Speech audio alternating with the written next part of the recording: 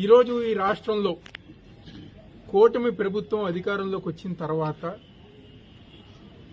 పోలీసులనే వాళ్ళ సొంత కార్యకర్తలుగా వాళ్ళ సొంత నాయకులుగా ఉపయోగించుకుంది. వైఎస్ఆర్ కాంగ్రెస్ పార్టీ నాయకుల మీద కార్యకర్తల మీద అక్రమంగా కేసులు బనాయిస్తుంగానే ఉంది. లేకపోతే 5 సంవత్సరాల క్రితం ఇందాకే మా డాక్టర్ గారు చెప్పిన విధంగా దాంట్లో ఏముండదు. ఏదో చిన్న కూటమి ప్రభుత్వానికి వాళ్ళు సూపర్ 6 ఇవ్వలేదు కాబట్టి అది చేయలేరని చెప్పి అడిగితే దాన్ని గారు ఈరోజు పోలీస్ కేసులు పెట్టి సోషల్ మీడియా కార్యకర్తల నాయకులను వేధిస్తున్నారు.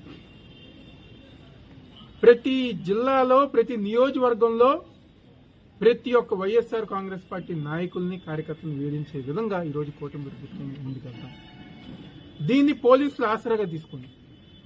అంటే అఫీషియల్ గా తెలుగుదేశం పార్టీ జెండా కప్పుకోలేదు కానీ తెలుగుదేశం పార్టీ నాయకులుగా కార్యకర్తలానే ఈరోజు వాళ్ళు దాడి చేసి వాళ్ళు మా మనుషులను ఇబ్బంది పెట్టి మా పార్టీ కార్యకర్తల నాయకులను ఇబ్బంది పెట్టి వాళ్ళ మీద తప్పుడు కేసులు దాడి చేసిన వాళ్ళ మీరేమో 324 పెట్టి మధ్యాహ్నం అరెస్ట్ చేసి ఒక గంటలో వదిలేశారు.